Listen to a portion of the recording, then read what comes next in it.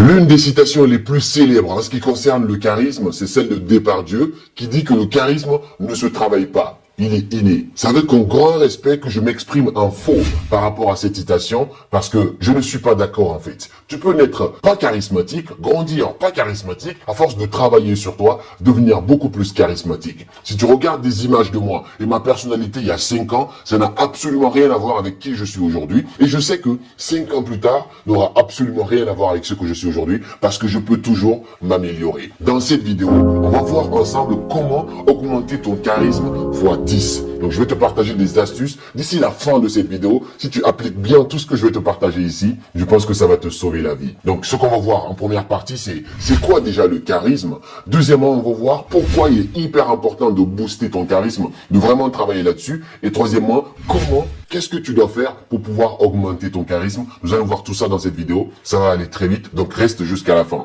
Et avant d'entamer cette vidéo, si tu n'es pas encore abonné à ma chaîne, je t'invite dès maintenant à t'abonner pour ne pas rater toutes les belles vidéos qui vont passer ici chaque week-end. Et si tu es encore plus sympa pour me soutenir dans ce travail, tu me laisses un pouce bleu, ça serait super sympa de ta part. Alors, c'est quoi le charisme? En fait, pour être très simple dans la définition, le charisme, c'est la qualité, ce sont les habitudes d'une personne qui sait plaire. Lorsque la personne vient en public, tout le monde a envie de l'écouter, tout le monde l'apprécie et on est en train de suivre ses idées. Ça, c'est la qualité d'une personne charismatique. C'est une personne qui est capable de fédérer les gens autour d'une idée, autour d'un projet et avancer ensemble. Qui a de l'aura, qui sait s'imposer sans faire beaucoup d'efforts, sans absolument rien forcer. Alors, pourquoi il est super important de développer ton charisme? En fait, lorsqu'on prend les personnalités, Barack Obama, Nelson Mandela, Martin Luther King, Oprah Winfrey, toutes ces grandes personnalités qui ont marqué l'histoire de l'humanité, ce n'est pas parce qu'elles sont des personnalités qu'elles sont devenues charismatiques, mais c'est grâce à leur charisme qu'ils ont atteint ce niveau-là. Donc, ça veut dire que le charisme peut te permettre d'atteindre des sommets. Ça veut dire que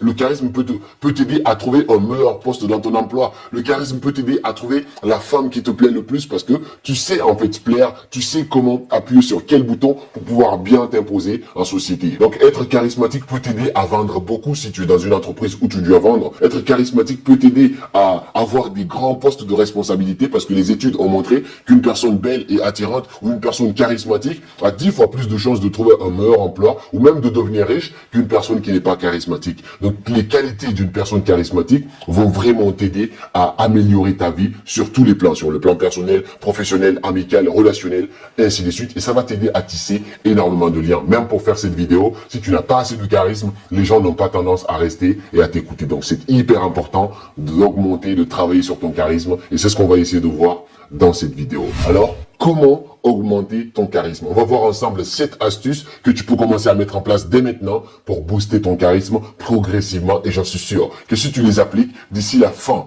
d'une seule année, tu verras une différence considérable dans ta vie. Alors, la première chose que tu peux commencer à mettre en place pour vraiment améliorer ton charisme et le multiplier x 10, c'est d'améliorer ton style vestimentaire. Je ne suis pas ici pour te dire que tu dois être en costard cravate tous les jours, mais fais en sorte que lorsque tu sors présentable et habille-toi toujours en fonction de l'événement, de la situation. En fait, l'être humain n'a pas cette capacité à voir directement ce que tu as à l'intérieur de toi. La première impression que tu fais, c'est en fonction de comment tu te présentes. Si je viens en public et que c'est la première fois que tu me croises, si tu me vois habillé comme un gangster, dans ta tête, je suis un gangster. C'est directement ce que tu prends. Tu ne peux pas savoir, ouais, lui c'est un mec mature, lui c'est un mec qui lit.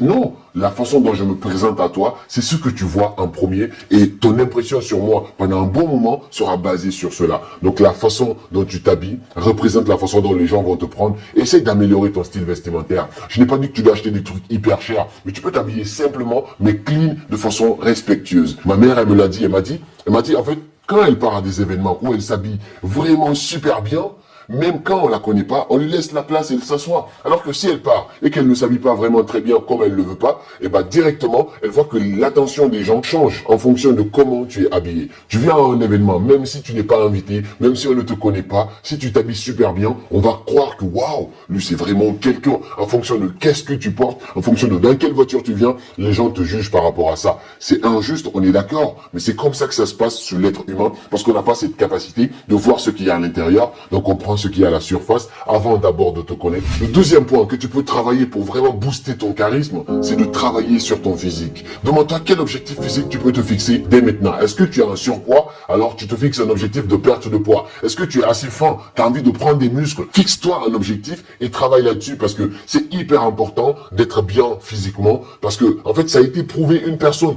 qui est bien arrêtée, qui est en forme physiquement, qui fait du sport, a plus tendance à plaire aux autres qu'une personne qui se laisse aller. Et moi, j'ai constaté ça, même en Afrique. Aujourd'hui, ça commence à changer. Avant, quand tu avais un gros ventre, on pensait que tu étais riche, mais aujourd'hui, on commence à constater qu'avoir un gros ventre, ça ne veut pas dire que tu es un boss. Ça veut dire que, tout simplement, tu n'es pas en bonne santé. Donc, si tu sais bien te tenir droit, tu as un style vestimentaire qui est bien, et en plus de ça, tu es bien battu, tu es bien arrêté, tu n'es pas obligé d'être musclé à 90%. Mais vraiment, si tu sens que toi-même, tu es en bonne santé physique, et ben ça, c'est hyper important, et tu verras que ça fera une différence considérable dans ton charisme et dans la façon dont les gens vont commencer à te percevoir. La troisième clé pour être beaucoup plus charismatique, c'est de ne pas chercher à devenir charismatique. C'est-à-dire, ne cherche pas à avoir l'attention des gens. Parce que je te donne l'exemple d'un gars que moi je connais, on va le nommer comme étant un gars X. C'est un gars qui s'est fait détester dans notre entourage comme ça, juste par des comportements très bêtes. C'est-à-dire, c'est un gars qui voulait toujours s'habiller à l'excès pour faire vraiment la différence à chaque fois, bien zango, ainsi de suite. C'était trop abusé.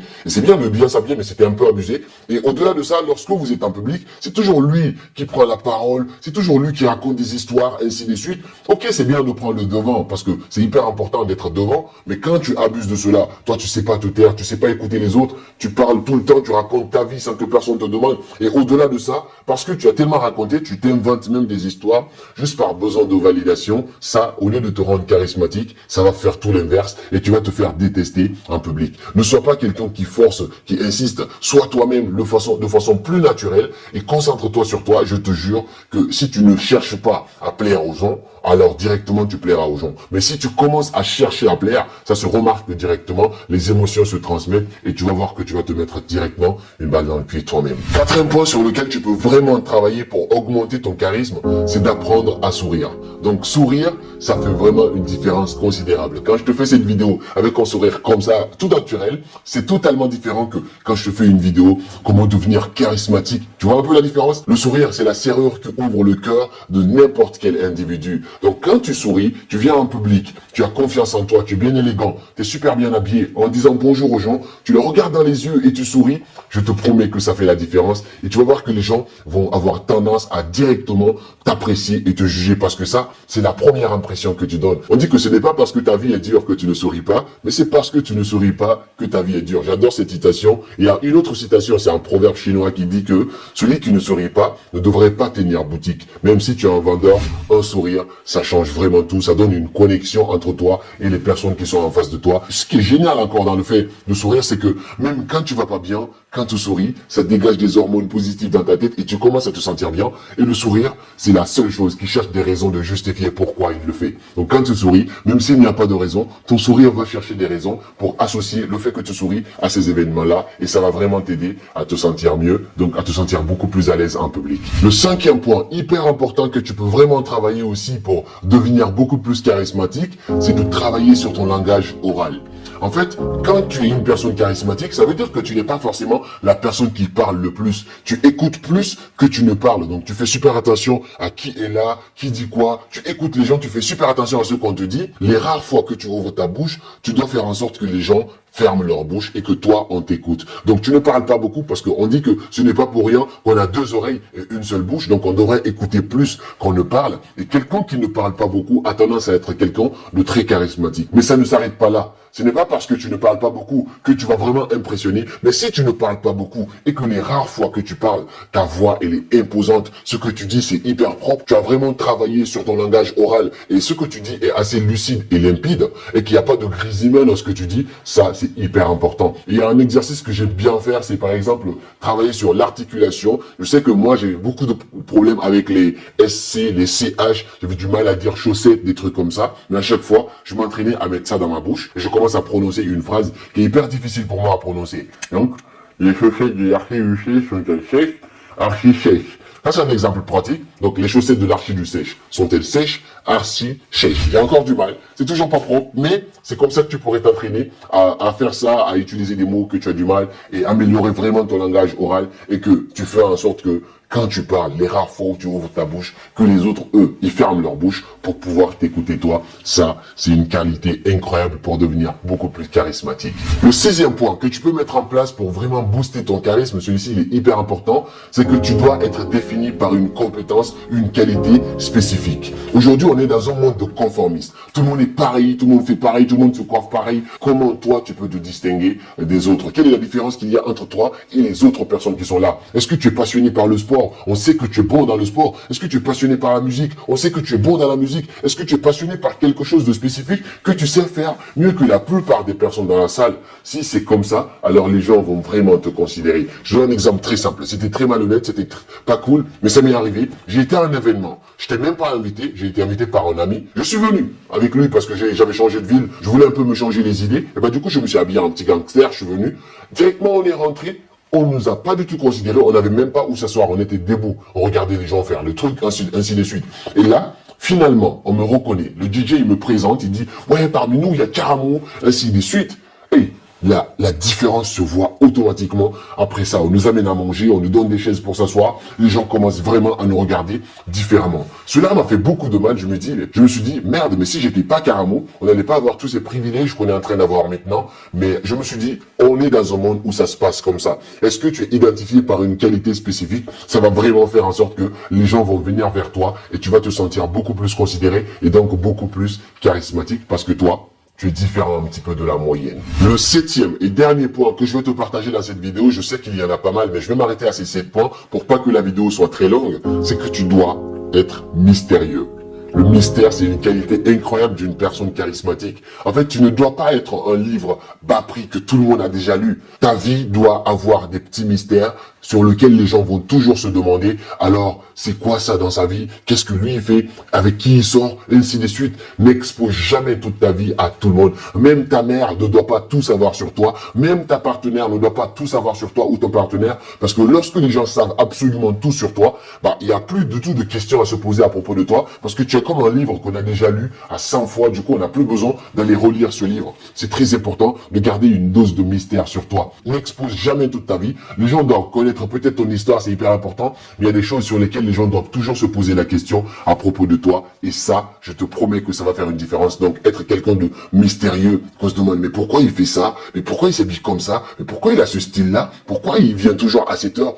Des petites questions qu'on va se poser à propos de toi, auxquelles toi, tu ne prendras jamais le temps de répondre, fera de toi une personne charismatique. C'était donc les 7 astuces psychologiques pour booster ton charisme et passer d'un état où tu es vraiment très peu charismatique à un état incroyablement charismatique si tu commences vraiment à appliquer ça et à les mettre en place. Si tu as des questions et des trucs que tu n'as pas compris, n'hésite pas à me poser des questions dans les commentaires, je prendrai le temps de lire, même s'il y a énormément de commentaires, je lis quand même. Si j'arrive pas à répondre, je ferai quand même super attention et j'essaierai de répondre à d'autres questions dans d'autres vidéos. Quel est le point que toi tu maîtrises ici? Quel est le point que toi tu mets en place pour augmenter ton charisme, pour le travailler? Balance tout ce que tu as envie dans les commentaires. N'hésite pas à donner de la force à cette vidéo pour pouvoir aider d'autres personnes aussi. Et puis on se dit à très bientôt pour de nouvelles vidéos. Et comme toujours, c'était Karamo. Suivez vos rêves, ils connaissent le chemin.